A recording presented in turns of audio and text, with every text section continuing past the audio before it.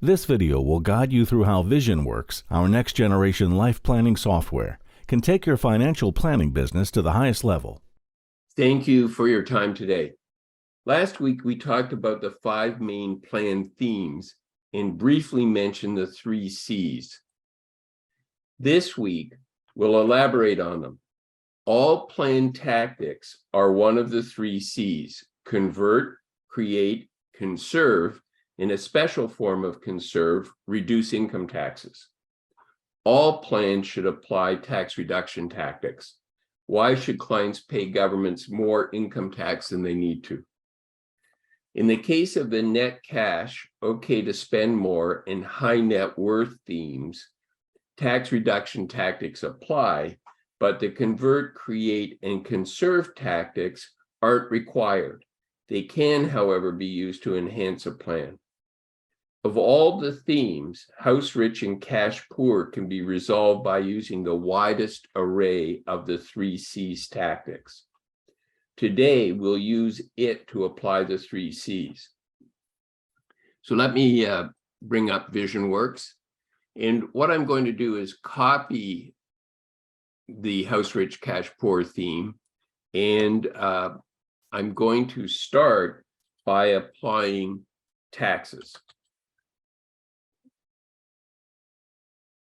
And if we go to the tax tactics, bills tab, taxes subtab, and optimize taxes, I'm not going to apply the order of withdrawals and RIF meltdowns, but I'm just going to use the optimize with splitting pension income, sharing CPP, transferring donation medical credits. And all we need to do to see what impact they might have is click the optimize button. And then the software will go through and literally year by year switch pension income back and forth for the maximum optimization. We can see that this technique alone will save about $58,000 in taxes, reduce the OAS clawback by 11 for a net impact of $70,000. And then if we look overall, because this goes through Bill's life expectancy, it's a little bit less, and this can have a secondary impact on because of things like return on investment and so on. So obviously this is worthwhile for clients to do, so we'll click the apply button, and then I'm going to close this, and we can see the effect on the plan. It's not huge, but it's certainly worthwhile. And there are other tactics that I want to just remind you about. For example, if a client is making donations, they need not claim them in the year that they're made. Donations could be carried forward for up to 5 years. So you could easily have a client who's makes charitable donations, plans on perhaps selling a property in a few years' time, and they could carry those donations forward and claim them in the year when they sell that property and have a larger tax issue. And the same thing applies as well to RRSPs, where contributions claimed need not be in the year that contributions are made. They can absolutely be carried forward and again applied in a year where there's perhaps a large tax issue. And this was certainly the case over COVID. If people made RSP contributions and at a reduced income level, they could carry those forward. And once they were back to pre-COVID earnings, claim their contributions at that point in time. What we want to do next is we want to have a look at the next C, which is converting wealth. So I'm going to go to solutions. I'm going to copy our tax reduction solution, and I'm just going to name this convert. And what we'll do is we'll do a standard conversion, nothing very difficult to do. So in this particular case, what we're going to do is go in and sell their home going to select sell and make it the middle of the year in 2035. And of course, the proceeds from the sale will go entirely into their investment portfolio. So it's going to make obviously a huge difference. So we can see the impact of the sale. But obviously what we also need to do is go in and make a purchase of an alternate home. So I'm going to assume that what they plan on doing is moving into a condo. So what we'll do is we'll make a purchase.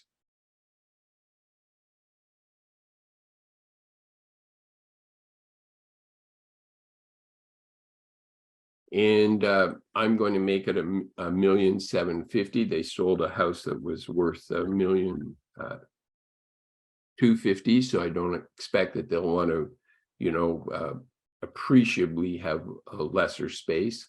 So let's bring up the income assets and we'll resave. And we can see now by selling the house, but turning around and making a purchase, that we still have an income assets shortfall. I want to talk about reverse mortgages. So we're going to create another solution. And what I'm going to do is just call this one taxes, convert, and RM for reverse mortgage. And the reason that I want to look at it is the whole convert theme focuses on taking assets that are things, such as a home or a cottage or whatever, and at some point converting them into income producing assets. And essentially a reverse mortgage is doing that without having to sell the actual thing, the house. What it's saying is we have created our wealth in our things, and by using a reverse mortgage, we're actually going to tap into that and use it to supplement our income producing assets. So what I'm going to do is just go to entries and our condo, which we'll have at the time, and I'm going to create a reverse mortgage. And we'll just put in a 25% amount.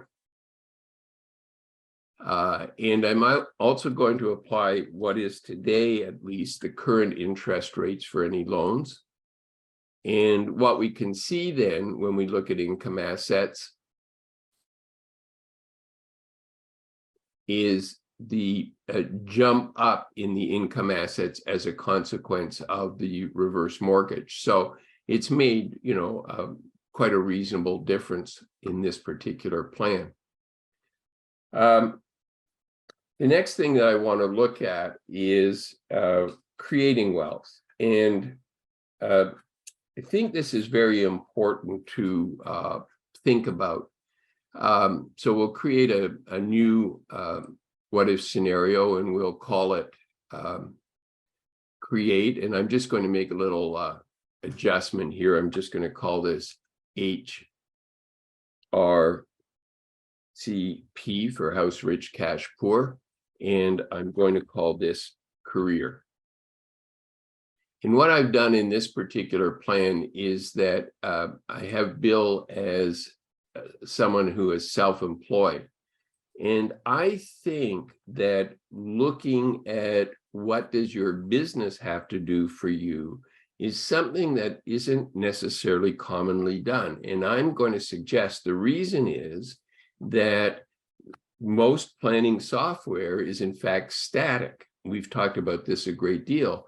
And to make a change in your career path over time is not something that's easily done, if even possible to do. So just as a for instance, what I'm going to do is, and I want you to notice if we look at total, that out here, we've got an income asset, crossover, if you will, around 2054. So what I'm going to do is I'm just going to go to the table and pose the question, what would happen if over the next 5 years, you could increase your income 10% a year? So nothing that's, overly large over that 5-year period. And then after that, we'll just assume income increases in keeping with inflation. So let's save that change. And then we'll hide the table and have a look. And we can see that we've really pushed our issue out a little bit further. Now, the reason I want to talk about that is that the focus of attention is on portfolio returns. And yet many clients, and this would include you in your financial services business, many clients are creating their wealth through their career. And it's important for them to understand what their career goals might be in order to get from where they are to where they want to be, to achieve the things they want in life. So let's have a look then at portfolio returns. So we'll create another solution, and we will call this portfolio.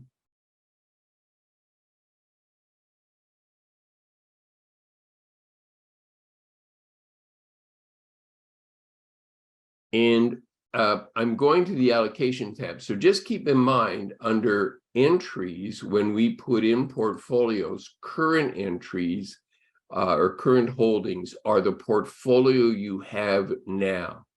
And what you can do on the allocation tab, and we'll be talking more about this next week, is you can look at an alternative portfolio. And I'm actually going to make this change out to Bill's life, out to the end of Bill's career income.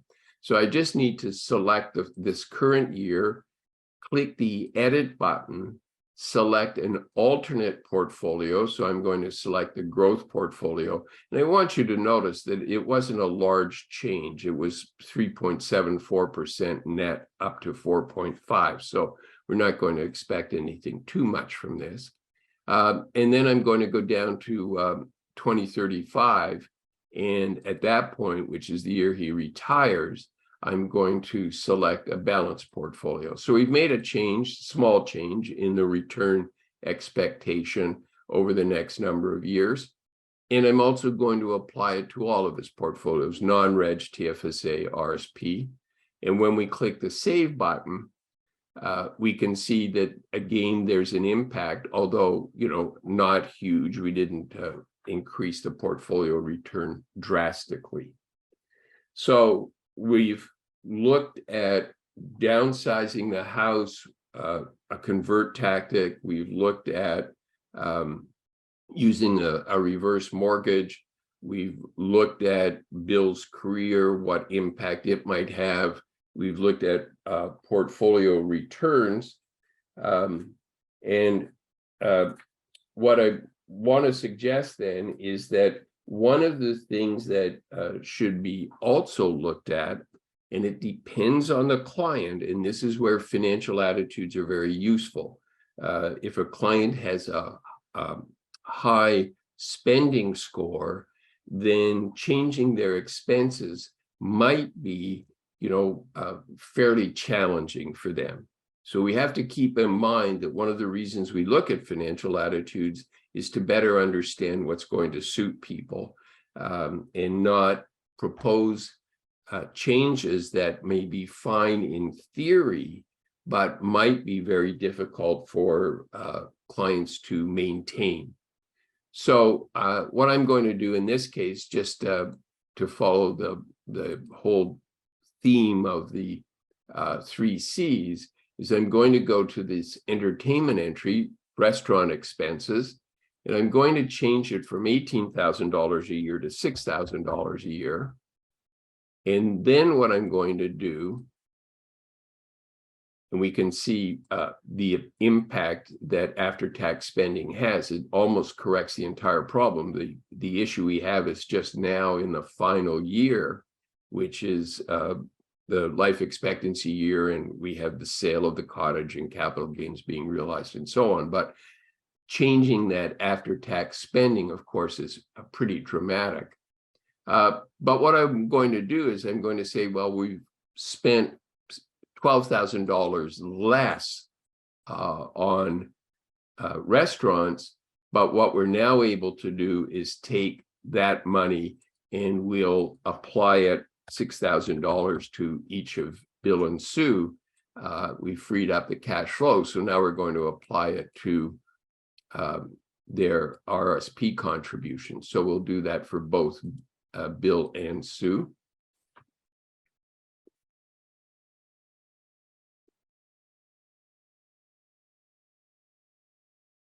And now when we have a look at income assets, we can see, that there's an appreciable difference.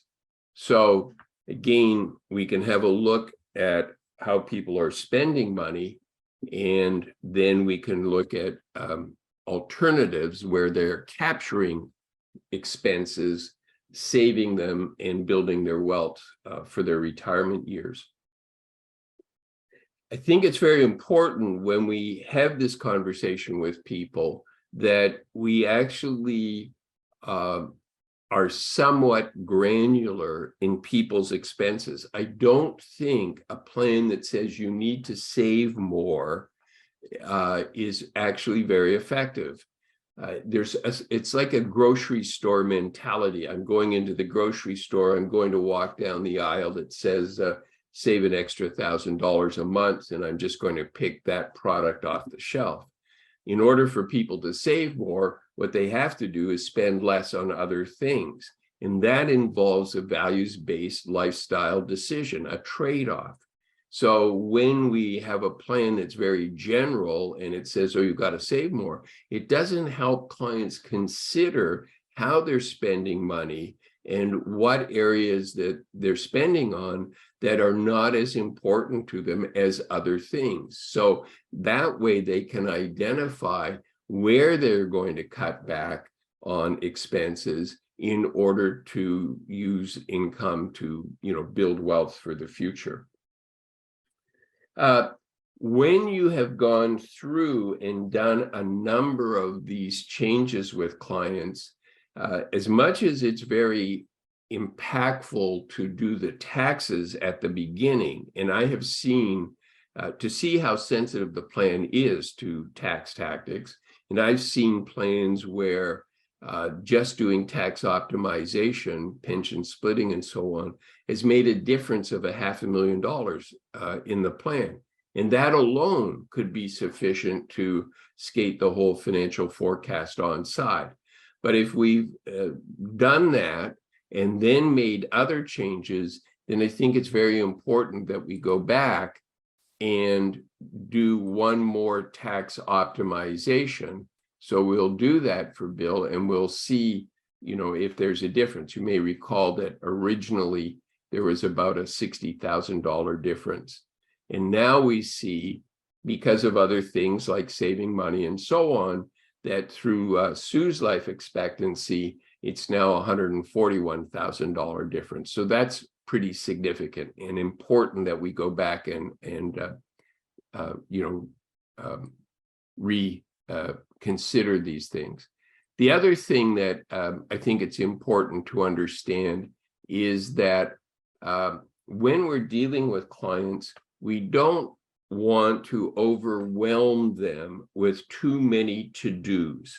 So if there are changes that are marginally impactful, when we create a to-do list, I think it's important that we highlight those discoveries, if you will, that were very significant for people, and that we propose other to-dos that might be helpful, but not overly impactful. We propose those as additional things that clients might consider.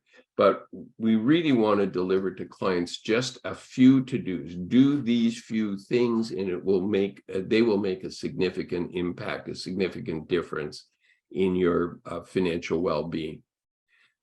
Spending less on restaurants in order to save more and invest was a high leverage point. So keep in mind that concept that some changes are low leverage, they don't make a lot of difference, and some are very high leverage, they make a significant difference. And we want to make sure that clients are very focused and apply their energy to those things that make a significant difference. Now, the one last thing I want to do is just go to the report and walk through the different sections and subsections that tie into what we've discovered in the planning process. So I've selected the reducing income taxes section, and you can see OAS clawback, transferring donation credits, splitting pension income, and so on. Converting wealth, so there's an asset sales and purchase table, a graph, and then the graphs that actually show the impact on the financial assets. Creating wealth, which is just your income goals, if you will, and then creating wealth in the investment policy statement. And I want you to notice here that there are a number of choices: total, all portfolios bill, each portfolio bill, the same for Sue, the same for joint.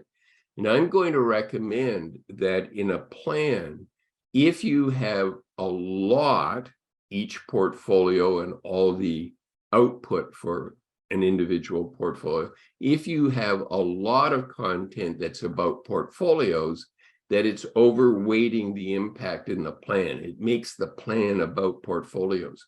So I would suggest that if we're reducing income taxes and perhaps converting wealth or other tactics that we're applying, that you do total all portfolios to keep the portfolio content more balanced in a plan.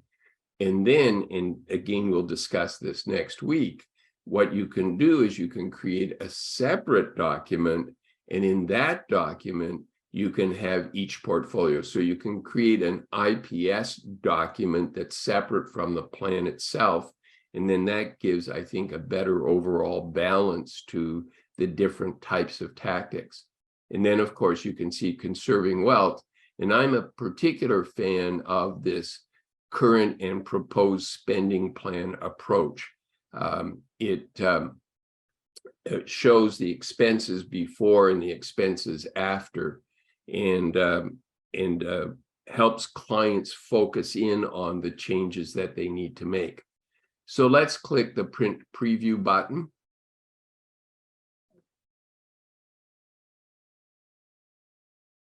And we'll build the plan. I just want to remind you as well, even though we went back to redo the tax optimization, we wanted to see, if there was an additional impact because of the other changes.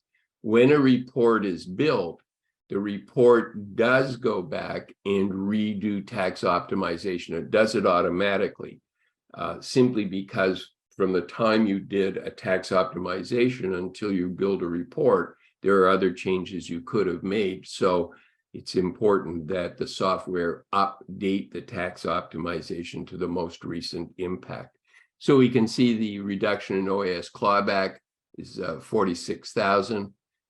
If we scroll forward, we can see income taxes saved are 66,000. And I'm going to speak about these being on separate pages with lots of white space. We'll come back and talk about that in a couple of minutes. And then as we go through, we can see here we are, we're in 2035, we're downsizing the house. This is the net cash takeout. This is the bump up that we experience in the plan. And then creating wealth really is just to provide new income targets. And you can see it's the next every year for the next few years, and then every 5 years after that, and 2035 is the retirement year. So that just gives them, where do we need to be? And if we want this in detail every year, then we could include it in the appendix, which is has a feature which is net cash flow year by year. And then in the investment policy statement, you can see the current portfolio, the proposed portfolio, and then you can also see the weighted return for all portfolios in the plan. In Sue's case, we didn't do a change, so we can just see the current portfolio. And here we have a conserving wealth, which gives us, their current spending for the balance of this year and then all of next year. So just keeping a focus on the next couple of years. And then we get to this particular file, table, which I really like, because it says, this is what you're spending on restaurants. This is the change you're going to make, 18,000 down to 6,000. That's going to enable you to take that 12,000 difference and put it into RRSPs. And the consequence of all of that is that you're going to create more wealth. And remember, Bill also, of course, we increased his career income. So that's why, the total is higher. But we are able to do a comparison then and show the different changes that are being made. So the last thing I want to do is just have a look at the use of words. So in VisionWorks, let's just go back. If you go to presentations, run presentation mode, and select Word, you can see that there's a template here. And a template has different tables and graphs and text in it and so on. But within a template, there's just a little bit of code for every table or every graph that says populate this plan with the data for this particular file and solution.